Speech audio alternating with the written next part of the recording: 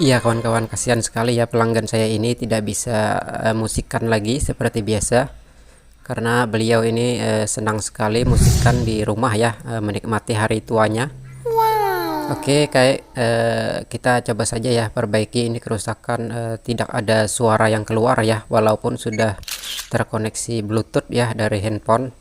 Itu dia terkoneksi tetapi tidak bisa keluar suara ya di ampli atau speaker ini, dan hanya menimbulkan suara di handphone saja ya, padahal koneksinya sudah bagus. Nah jadi seperti ini ya, komponen-komponennya yang perlu kita periksa atau perhatikan. Ini IC Bluetooth sekaligus display ya, yang disuplai oleh IC regulator tadi yang 5 volt. Jadi IC regulator itu menyuplai ya, termasuk ini ya untuk USB. Nah ini kabel dari kipas pendingin ya kawan-kawan. Bagi kawan-kawan yang ingin pasang kipas pendingin itu bisa ikuti seperti ini ya, di jumper atau disambung langsung di USB sini. Oke, jadi yang perlu kita perhatikan ini jalur-jalurnya dulu ya, untuk jalur audio LR, kemudian ground, kemudian kabel AUX atau line in, apakah ada yang short atau ada yang putus. Bisa kita lakukan dengan Apo Digital, kemudian dengan cara cek P6 seperti ini ya. Untuk IC audio juga perlu kita cek dengan Apo Digital, apakah dia keluar tegangan, apakah ada yang short. Itu cukup membutuhkan waktu ya, karena ini secara fisik baik-baik saja ya kawan-kawan, kita lihat sendiri. Nah ini ada jalur-jalur audionya ya, LR, kemudian ground, kemudian AUX atau line in. Ini di sini semua ya, sentral untuk sambungannya antara tone control ke amplinya ini ya. Nah kemudian untuk IC regulator juga kita harus cek, IC audio juga kita cek ya. Nah ini IC regulator itu saya hidupkan ya, saya hidupkan amplinya, kemudian saya raba atau dipegang, itu terasa panas ya kawan-kawan. Jadi saya sebenarnya curiga ke IC regulator ini yang 5 volt ini, dia disuplai oleh trafo juga atau adaptor 12 volt, kemudian mengeluarkan 5 volt ya untuk supply ke tone control tadi. Nah ini jalur-jalur yang saya modif dulu ya untuk line in.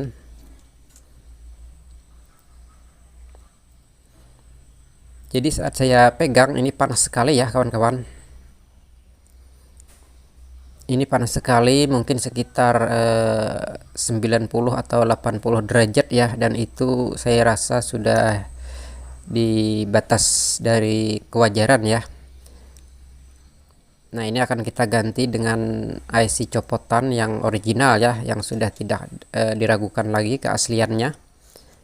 Kita akan ganti apakah dia masih panas atau tidak, atau apakah masih tidak keluar suara. Nah jadi jalurnya seperti itu ya untuk kaki pin dari IC regulator 7805 nya. Jangan sampai ada yang short ya kawan-kawan, ini untuk jalur kakinya. Oke, ini sudah saya ganti ya, tinggal kita coba saja apakah suara audio bisa keluar ya. Dan ini saya pasang heatsink yang agak besar juga, karena ini cukup rentan ya, cukup rentan dari suhu, perubahan suhu. Oke, kita akan coba hidupkan, ini kita colok dulu. Jadi sebenarnya saya curiga di situ ya untuk IC regulator. Nah kawan-kawan bisa pasang kipas ya, kemarin ada yang nanya cara pasang kipas pendingin, itu bisa dari laptop ya, dan di jumper langsung ke USB tadi. Nah ini saya raba hanya sekitar 35 derajat ya, hanya hangat sedikit saja, tidak seperti yang awalnya tadi.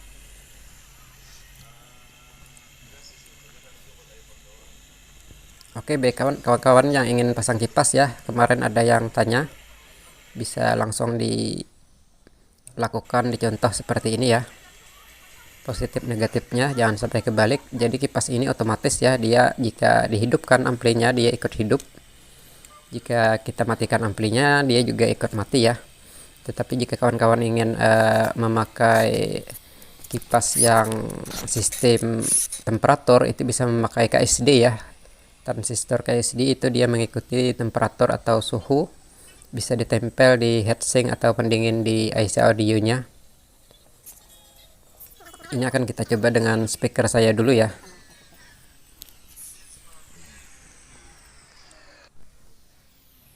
Nah, kawan lagi santai ya. Oke kawan, kita akan coba hidupkan untuk Bluetooth dan musiknya, apakah bisa nyala.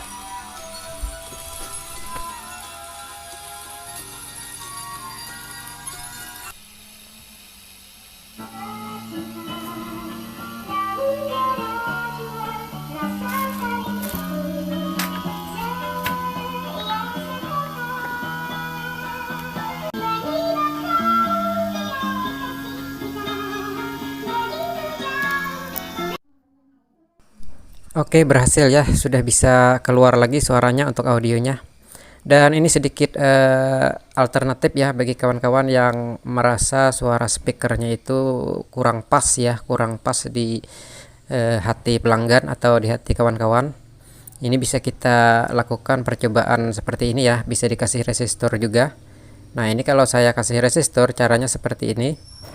Kemudian kawan-kawan juga bisa ganti dengan kapasitor juga ya.